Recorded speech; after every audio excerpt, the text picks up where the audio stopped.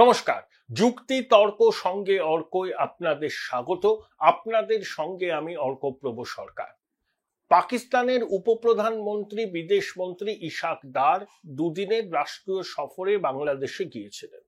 পাকিস্তান সেনাবাহিনীর বিশেষ বিমানে ঢাকার আন্তর্জাতিক বিমানবন্দরে তিনি আসেন। দফায় দফায় বৈঠক হয়, মৌ স্বাক্ষরিত হয়, কিছু সমঝোতা হয়। কিন্তু ইশাকদার স্পষ্টভাবে জানিয়েছেন ৭১ সালে অপারেশন সার্চলাইট থেকে শুরু করে যে গণহত্যা তারা সংগঠিত করেছিল, ৩০ লক্ষ বাঙালির রক্তে ভিজেছিল বাংলাদেশের মাটি, তার জন্য তিনি কোনো ক্ষমা প্রার্থনা করবেন না এবং এই বিষয়টার নাকি নিষ্পত্তি হয়ে গেছে। যুক্তি কি, ৭৪ সালে বঙ্গবন্ধুর আমন্ত্রণে ভুট্টো বাংলাদেশে এসেছিলেন এবং তখন তিনি নাকি ইনফর্মালি সরি বলেছিলেন। ২০০০ সালে পারভেজ মুশারফও নাকি ইনফর্মালি সরি বলেছিলেন। আর ইনফর্মালি সরি বলা আর অফিসিয়ালি এই গণহত্যার জন্য ক্ষমা চাওয়া দুটোর মধ্যে আসমান জমিন ফারাক। অর্থাৎ পাকিস্তান এখনো এই গণহত্যার দায় স্বীকার করতে রাজি নয়। যখন ইশাকদার এই কথাগুলো বলছেন তখন তার পাশে দাঁড়িয়েছিলেন বাংলাদেশের পররাষ্ট্র উপদেষ্টা তৌহিদ হোসেন। ইউনূস সরকার মিউ মিউ করে প্রতিবাদ করেছে। আসলে আন্তর্জাতিক খ্যাতিসম্পন্ন বাটপার মুক্তিযুদ্ধ বিরোধী শক্তির প্রতিবু জঙ্গি দলের নেতা ইউনূস তো বাংলাদেশের স্বাধীন অস্তিত্ব মনের থেকে স্বীকার করে না। জামাত যেমন মনে করে যে বাংলাদেশের সৃষ্টি জিন্নাত দ্বিজাতি তত্ত্বের মূলে কুঠারাঘাত, তেমনি ইউনূসও মনে করে যে পারলে বাংলাদেশকে ও পাকিস্তানের সঙ্গে জুড়ে দেয়, Islamic Republic of east Pakistan নামে আবার বাংলাদেশের নতুন নামকরণ করে। এই যে ক্ষতিপূরণ বাবদ পাকিস্তানের কাছ থেকে $৪.২ বিলিয়ন বাংলাদেশের প্রাপ্য, এখনো পাকিস্তান ফুটো কড়ি পর্যন্ত দেয়নি। কিন্তু প্রশ্ন হচ্ছে, জামাতের আমির, ওরা তো মুক্তিযুদ্ধ বিরোধী শক্তি, ইশাকদারের সঙ্গে দেখা করেছেন এবং খালেদা জিয়ার সঙ্গেও বৈঠক হয়েছে ইশাকদারের। তাহলে কি জামাত, বিএনপি এরা পাকিস্তান সরকারের এই অবস্থানকে সমর্থন করছে? যে কোনো মূল্যে ইসলামাবাদের কোলে উঠে এই বাংলাদেশকে পাকিস্তানের কলোনিতে পরিণত করতে চাইছে? ইশাকদার যখন ঢাকার মাটিতে দাঁড়িয়ে বলছেন মুক্তিযুদ্ধে গণহত্যার জন্য পাকিস্তান ক্ষমা চাইবে না, তখন আওয়ামী লীগ প্রতিবাদ করেছে। অন্য কোন রাজনৈতিক শক্তি বা সংগঠন ইশাকদারের বক্তব্যের প্রতিবাদ করেনি। এর থেকে কি প্রমাণিত হচ্ছে? যে বাংলাদেশ কার্যত পাকিস্তানের কোলে উঠেছে, একটি জঙ্গি রাষ্ট্র হবার দিকে বাংলাদেশ এগোচ্ছে। এই যে মুক্তমনা ব্লগার অভিজিৎ রায়, তাকে খুন করা হয়েছিল। প্রধান আসামিকে আসিফ নজরুলের আইন মন্ত্রক মুক্তি দিয়েছে। আমি তো বলি ওকে জঙ্গিদের ধর্মপিতা, ও মাতৃজঠরের লজ্জা, ও রাজাকারদের বংশধর। এই লোকটাই জসিমউদ্দিন রহমানিকে ছেড়েছিল, আনসারুল্লাহ বাংলার প্রধান, এবং জেল থেকে বেরিয়েই সে ভারতকে রক্তাক্ত করার হুমকি দিচ্ছে। আইএসআই এর প্রতিনিধি দলের সঙ্গে রংপুরে লালমনিরহাটে এই জসিমউদ্দিন রহমানি বৈঠক করেছিলেন। তাহলে মুক্তমনা ব্লগার অভিজিৎ রায়ের খুনিকে মুক্তি দিয়ে দিল ইউনূসের অন্তর্বর্তী সরকার।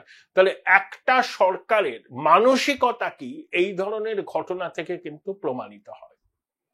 একজন প্রবীণ সাংবাদিক, ভদ্রলোকের নাম বিভূতিভূষণ সরকার, এরকম নাম, তার মৃতদেহ মেঘনায় পাওয়া গেছে। তিনি মুক্তিযুদ্ধের পক্ষের মানুষ ছিলেন, অসাম্প্রদায়িক ছিলেন। তিনি বলতেন যে মুজিবার বাংলাদেশকে আলাদা করা যায় না। ২৪শে জুলাই অগাস্ট অভ্যুত্থান কখনোই ৭১-এর মুক্তিযুদ্ধের সমার্থক নয়। তাকে সম্ভবত খুন করে তার দেহ মেঘনার জলে ভাসিয়ে দিয়েছে ইউনূসের দুর্বৃত্ত সহযোগীরা। সংবাদ মাধ্যমের কণ্ঠরোধ করা হচ্ছে, সাংবাদিকদের জেলে পোড়া হচ্ছে, বিনা বিচারে আটকে রাখা হচ্ছে, কাউকে কাউকে কন্ডেম সেলেও আটকে রাখা হচ্ছে। এই হচ্ছে আমাদের পড়োশী বাংলাদেশের অবস্থা। তার মধ্যে বাংলাদেশ পুলিশের উচ্চপদস্থ এক কর্তা বেআইনিভাবে ভারতে ঢুকতে গিয়ে ধরা পড়েছেন বিএসএফ এর হাতে, তাকে পুলিশের হাতে তুলে দেওয়া হয়েছে। তিনি বাংলাদেশ পুলিশের একজন বড় কর্তা ছিলেন, ডেপুটি সুপারিনটেন্ডেন্ট অফ পুলিশ এই পদমর্যাদার অফিসার ছিলেন। জুলাই অগাস্ট গণ অভ্যুত্থানের পর থেকেই তিনি আর কাজে যোগ দেননি, আত্মগোপন করেছিলেন, কারণ তার আশঙ্কা ছিল যে তিনি কাজে যোগ দিলে তাকে নিপীড়নের মুখে পড়তে হবে, বিনা বিচারে আটক থাকতে হবে। তাই অনেকদিন সীমান্ত সংলগ্ন কোনো অঞ্চলে লুকিয়ে থেকে তিনি মরিয়া হয়ে ভারতে ঢুকবার চেষ্টা করেছিলেন। শেষ পর্যন্ত বিএসএফ এর হাতে তিনি ধরা পড়েছেন। এই হচ্ছে বাংলাদেশের অবস্থা। সেখানে দেখুন পশ্চিমবঙ্গের সঙ্গে বাংলাদেশের সীমান্ত কতটা, 2200 কিলোমিটারের একটু বেশি। তার মধ্যে 569 কিলোমিটার এখনো কোনো ফেন্সিং হয়নি। তার মধ্যে 112 কিলোমিটারে কখনোই কোনো ফেন্সিং দেওয়া সম্ভব নয়। বাকি যে 457 কিলোমিটার আছে সেখানে কিন্তু কাঁটাতারের বেড়া দেওয়া সম্ভব। এখনো অব্দি জমি পাওয়া যায়নি। 181 কিলোমিটার সীমানায় কাঁটাতার দেওয়ার জন্য জমি অধিগ্রহণের ব্যাপারে অনেকটা কাজ এগিয়েছে কেন্দ্রীয় সরকার, সেই বাবদ টাকা দিয়ে দিয়েছে রাজ্য সরকারকে, কিন্তু রাজ্য সরকার এখনো জমি অধিগ্রহণ করে কেন্দ্রীয় সরকারকে দেয়নি। 2023 সালের 1 জানুয়ারি থেকে 2025 সালের 31 জুলাই পর্যন্ত প্রায় 4000 অনুপ্রবেশকারী বিএসএফ এর হাতে ধরা পড়েছে। এবার ভাবুন যে কতজন অবৈধভাবে সীমানা পেরিয়ে পশ্চিমবঙ্গে ঢুকেছে, তার 10 গুণ। সেই জন্যই সীমানা সংলগ্ন এলাকায় ডেমোগ্রাফিক চেঞ্জ হচ্ছে, জনবিন্যাস বদলে যাচ্ছে, এবং সীমান্ত লাগোয়া যে সমস্ত বিধানসভা কেন্দ্র আছে 2009 সালে সেখানে যা ভোটার ছিল 2024 সালে সেখানে ভোটার কয়েক গুণ বেড়েছে। প্রধানমন্ত্রী কি বলেছেন যে অনুপ্রবেশের সমস্যাটার গুরুত্ব বুঝতে হবে, হাই পাওয়ার ডেমোগ্রাফিক কমিশন তৈরি হয়েছে এবং অবৈধ অনুপ্রবেশকারীদের কোনো ঠাঁই নেই ভারতবর্ষে, এটা প্রধানমন্ত্রী বলে দিয়েছেন, এবং এর বিষয়ে অভিযান আরো গতিপ্রাপ্ত হবে। বঙ্গেশ্বরী এবং তার দল যতই অনুপ্রবেশকারীদের ভোট ব্যাংক হিসাবে চিহ্নিত করার চেষ্টা করুন না কেন, তাদের নাম ভোটার তালিকায় যে কোনোভাবে ঢুকিয়ে দিয়ে তাদের ভোটটাকে নির্বাচনের সময় পাওয়ার জন্য যা করণীয় তাই করে, এই অভিযোগ তো আছে। তাই এবার কিন্তু সেই খেলা সম্ভব হবে না তৃণমূলের পক্ষে। অনুপ্রবেশকারীদের চিহ্নিত করে বিতরণ করা হবে। পশ্চিমবঙ্গ ছাড়া দেশের সব রাজ্যে এই বাংলাদেশি অবৈধ অনুপ্রবেশকারীদের বিরুদ্ধে অভিযান হচ্ছে, কিন্তু পশ্চিম বাংলায় তাদের জামাই আদরে রাখা হয়, লাল কার্পেট বিছিয়ে দেওয়া হয়, এসো আমার ঘরে এসো, এসো ঘরে এসো, বেআইনিভাবে কাগজপত্র তৈরি করো, ভোটার তালিকায় নাম ঢুকিয়ে দাও। অনুপ্রাণিত গৃহপালিত সরকারি আধিকারিকদের একটা অংশ এই দুর্নীতির সঙ্গে যুক্ত। সেই জন্য ওই 4 জন ইআরও এবং এইআরও এবং একজন ডেটা এন্ট্রি অপারেটরের বিরুদ্ধে নির্বাচন কমিশন শাস্তিমূলক ব্যবস্থা নেওয়ার সুপারিশ করেছে। রাজ্য সরকার চাঁদ সদাগরের মনসা পুজো করার মতো শুধু সাসপেন্ড করেছে, কিন্তু এখনো কোনো এফআইআর করেনি। তাই খেলা জমে ক্ষীর। আতঙ্কের প্রহর গুনছে রাজ্যের শাসক দল। তারা জানে যে এই অবৈধ অনুপ্রবেশকারীদের চিহ্নিত করে তাদেরকে বাংলাদেশে ফেরত পাঠানোর ব্যাপারে ভারতবর্ষের সবকটি রাজ্যের সরকার কিন্তু একমত, ব্যতিক্রম পশ্চিমবঙ্গ। যে মমতা বন্দ্যোপাধ্যায় বিরোধী নেত্রী হিসাবে অনুপ্রবেশের বিরোধিতা করেছেন, সংসদে সরব হয়েছেন, তাকে বলতে দেয়া হচ্ছে না এই অভিযোগে কাগজ ছুঁড়েছিলেন, সেই মমতা বন্দ্যোপাধ্যায় সরকার, তার দল এখন অনুপ্রবেশকারীদের বাঁচাতে মাঠে নেমেছেন। বলছেন ভাষা সন্ত্রাস হচ্ছে, বাঙালি আক্রান্ত হচ্ছে, বিজেপি বাংলা বিরোধী, বিজেপি বাঙালি বিরোধী ইত্যাদি ইত্যাদি। কিন্তু পরিযায়ী শ্রমিকরা অনেকেই বিভিন্ন রাজ্যে আছেন, তো তারা ভারতীয়, যারা তারা ধর্মকেই আমার দেখার দরকার নেই, তারা ভারতীয় নাগরিক, আমাদের সহনাগরিক। দেশের সংবিধান আমাকে আপনাকে যে অধিকার দিয়েছে, ভারতীয় নাগরিক পরিযায়ী শ্রমিক তার ধর্ম যাই হোক না কেন তাকেও একই রকম অধিকার দিয়েছে। তিনি যেখানে খুশি থাকতে পারেন, যেখানে খুশি পড়াশোনার জন্য যেতে পারেন, যেখানে খুশি কাজ করতে পারেন। মাননীয়া কর্মশ্রী প্রকল্পর একটা ওই গাজর ঝুলিয়েছেন, এসো আমার ঘরে এসো, 5000 টাকা করে পাবে যতদিন না কাজ পাচ্ছ। পরিযায়ী শ্রমিকরা বলছেন কেন যাব, দিনে 1000 টাকা রোজগার করি, ভালো আছি, কেন বঙ্গেশ্বরীর এই ভিক্ষা নিতে যাব? এটাও কাজে দেবে না। ভাষা সন্ত্রাসের অভিযোগ, বাঙালি আক্রান্ত বুমেরাং হয়ে যাচ্ছে, নো টেকার। সবাই জানেন যে অনুপ্রবেশকারীদের বাঁচাবার জন্য শাসক দল এই মিথ্যা ন্যারেটিভটা তৈরি করেছে।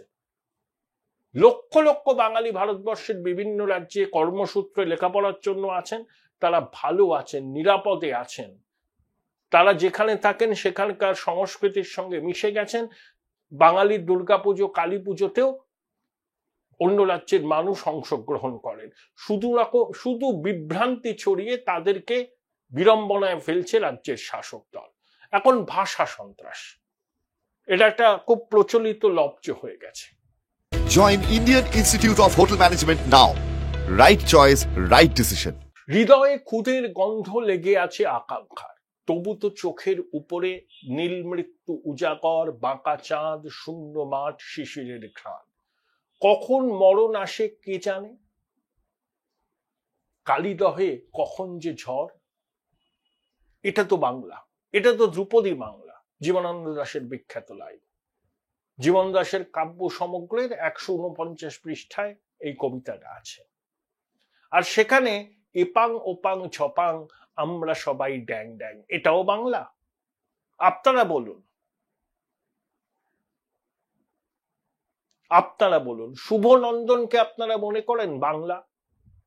কারোর ইচ্ছা হলো যা খুশি নামকরণ করে দিলেন, সেটাকে নিয়ে তৃণজীবী বুদ্ধিজীবীরা ধন্য ধন্য করলেন যে এরকম শব্দ চয়ন বোধহয় কখনো হয়নি। অশ্রুকুমার শিকদার, সুকুমার বাবু ওরা যদি বেঁচে থাকতেন আঁতকে উঠতেন, শঙ্কবাবু যদি বেঁচে থাকতেন আঁতকে উঠতেন। বাংলা ভাষার কি নিদারুণ পরিণতি এই আমলে হয়েছে দেখে সত্যি শিউরে উঠতেন। আমি জানি না ভাষা সন্ত্রাস কোনটা। আমরা ওই জীবনানন্দের ওই ভাষাতেই কবিতা পড়তে, শুনতে, আবৃত্তি করতে অভ্যস্ত। এপাং ওপাং ঝপাং আমরা সবাই ড্যাং ড্যাং, এটা বাংলা ভাষার বিকৃতি। বাংলা ভাষাকে ধ্রুপদী ভাষার মর্যাদা দেওয়া হয়েছে, কিন্তু সেই ভাষার এত ফলিত রূপ আমাদের আতঙ্কিত করে দিচ্ছে। শক্তিদা একবার বলেছিলেন, অসাধারণ লাইনটা আমার খুব প্রিয়, সমগ্রে লেগেছে টান, টুকরোকে কি সংহত করা যাবে, জীবনযাত্রার মূলে লেগে গেছে চৈত্রের বাতাস। 2026-এর বিধানসভা নির্বাচনে আমরা যদি বাঙালির ঋতগৌরব, আত্মসম্মান, মর্যাদা পুনঃপ্রতিষ্ঠা করার জন্য পদক্ষেপ না করি, নিজেদের গণতান্ত্রিক অধিকারটা সচেতনভাবে প্রয়োগ না করি, তাহলে তো সখাত শরীরে আমরা ডুববই, আর কখনো ঘুরে দাঁড়াতে পারবো না। আমাদের প্রত্যেকের জীবনযাত্রার মূলে লেগে যাবে চৈত্রের বাতাস, কিচ্ছু করার থাকবে না। তাই তৃণজীবী বুদ্ধিজীবীদের কথা ছেড়ে দিন, আমি গ্রামশির ভাষায় অর্গানিক ইন্টেলেকচুয়ালদের কাছে আহ্বান করি, যারা প্রিকনসিভ নোশন দিয়ে চালিত নয়, যারা কলে, কারখানায়, খেতে, খামারে, সওদাগরি অফিসে, আদালতে, সংবাদপত্রের দপ্তরে, স্কুলে, কলেজে কাজ করেন, তারাই প্রকৃত বুদ্ধিজীবী, তারাই বাংলার ঐতিহ্য, সংস্কৃতি, ভাষাকে রক্ষা করতে পারেন। তারা এগিয়ে আসুন, সংঘবদ্ধ হন। ক্ষুদ্র রাজনৈতিক স্বার্থ বলে বাংলাকে বাঁচানোর জন্য, পশ্চিমবঙ্গকে বাঁচাবার জন্য ভেবে চিন্তে গণতান্ত্রিক অধিকার প্রয়োগ করুন। এখন ক্ষুদ্র দলীয় স্বার্থের বিষয়ে অগ্রাধিকার পেলে বাংলাকে আর বাঁচানো যাবে না। 26-এর বিধানসভা নির্বাচন আমাদের কাছে শেষ সুযোগ, নইলে ভবিষ্যৎ প্রজন্ম আমাদের কিন্তু ক্ষমা করবে না। তাই সবার জীবনে কিন্তু লেগে যাবে চৈত্রের বাতাস।